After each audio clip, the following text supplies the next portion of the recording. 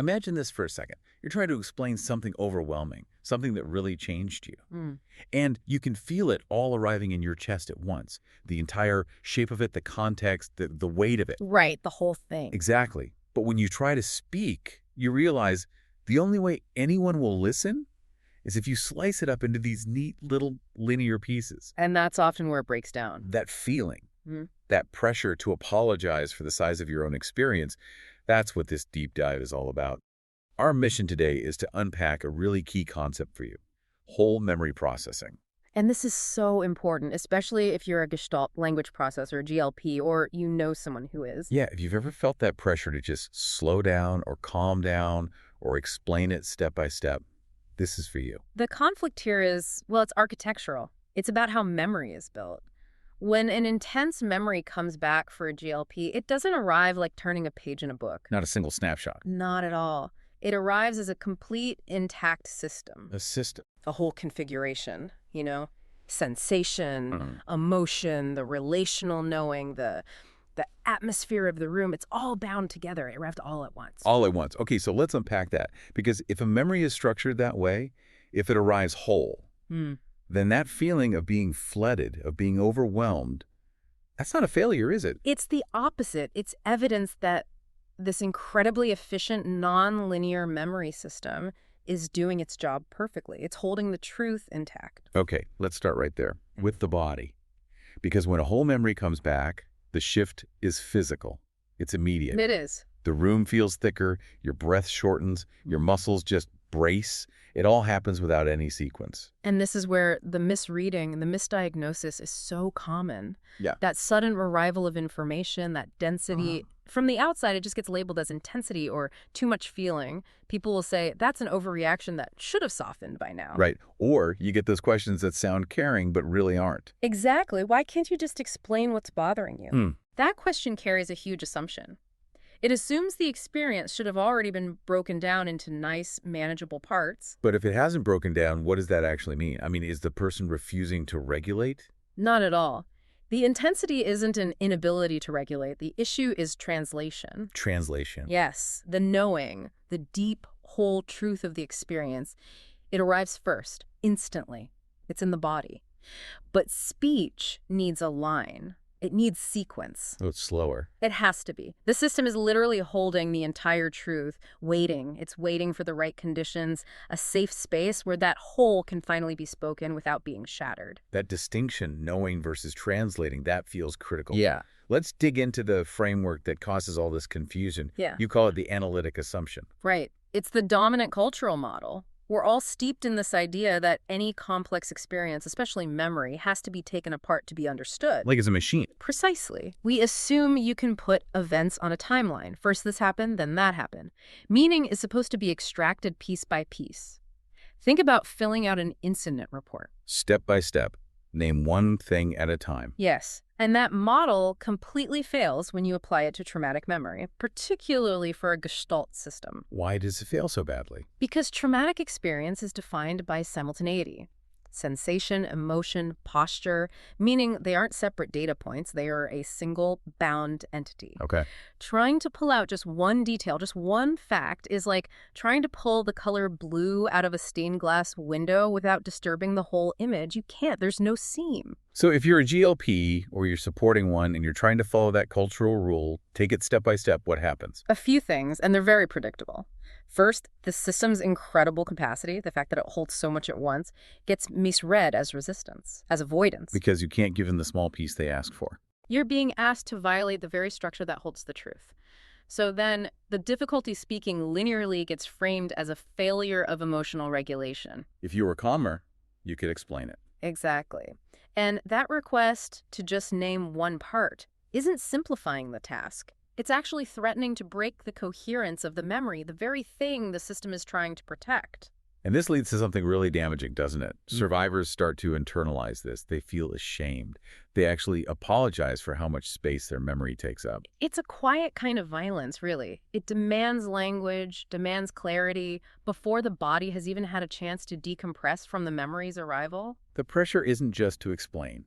It's to perform a kind of competence that's completely foreign to how the memory is actually stored. That's it exactly. So the question we should be asking isn't what's wrong with this memory. It's what's wrong with the demand to deliver a whole truth in fragments. Yes. We have to think about Gestalt memory differently. It's not a scrapbook with pages you can turn. It's more like a compressed ecology. A compressed ecology. I like that. It gathers everything as one configuration.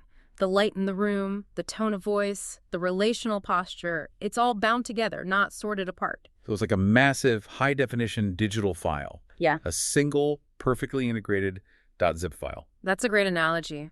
The meaning is in the coherence of the whole thing, not in any single detachable detail. Which is the total opposite of analytic processing, which is all about taking things apart to find relief. Exactly. Gestalt holding does the opposite. That .zip file is kept intact, sealed. Until when? Until there's enough safety and enough time for the slow process of decompression of translation to begin, nothing gets pulled out early because that would corrupt the whole file. So that flood we talked about at the beginning, it isn't chaos.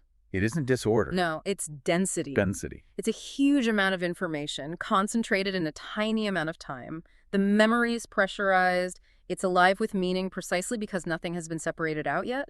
The flood is the system signaling the sheer volume of truth it's holding. Which brings us to another really frustrating word people use. Venting. Why is talking about trauma so often dismissed as just venting? Because the word venting implies it's just excess pressure, an unnecessary overflow that you should just get rid of and move on from. It completely devalues the work that's happening. It does, because speaking in this state is not a purge, it's not a discharge, it is translation. You're taking that dense simultaneous knowing. And converting it into something that can move through time, into a sequence. And if it is translation, well, that explains why it's so slow and difficult. Precisely. Every sentence, every phrase, it doesn't empty the system.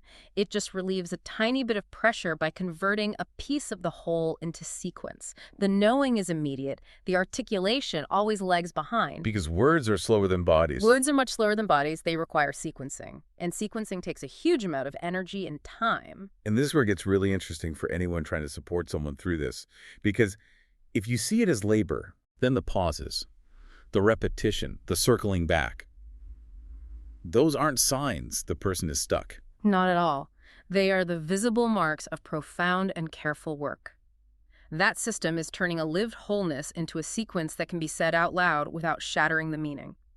The struggle to speak is the work. Let's shift to the body's role in all this. You said the body is the first archivist. What does that mean in this process? It means the body records what mattered for survival long before we have words for it. So the memory comes back first as a sensation. The tight jaw, the heat in your chest. Yes. Those aren't just reactions to the memory. They are the memory arriving in the format it was stored in. So that pattern recognition, the body sensing the shift before the conscious mind can even name it. That's actually high-level intelligence. It's intelligence at full bandwidth. It's not regression. The body is leading, holding that complete knowledge until the rest of the system is safe enough to handle it. It's like a sophisticated firewall. Okay, so let's make this practical. If the body leads and the language lags, where does support usually fail? It almost always fails when it imposes that analytic assumption. It demands clarity way too soon. It pushes for a summary. A headline. Exactly. Before the system has even finished registering what's there, we treat the intensity, that density, as dysregulation to be managed instead of information to be understood. And when you ask someone to summarize like that, you're essentially asking them to break the memory's integrity. You are. So what actually helps? What helps someone metabolize that whole truth? Well, the answer isn't dramatic. It's really about trust and patience. Patience with silence. Patience with silence, yes. Recognizing that silence is doing really important work. It also means allowing speech to be uneven. Half-formed sentences, pauses. All of it. Yeah. Because that unevenness is the decompression happening in real time. It's about trusting the system's own timing, isn't it? Even if it feels slow to an outsider. And, maybe most importantly, offering a steady relational container, a presence that doesn't flinch or try to rush the process when the atmosphere gets thick. So creating an environment where the wholeness of the memory is honored so translation can just happen. Yes. Meaning does not respond well to pressure.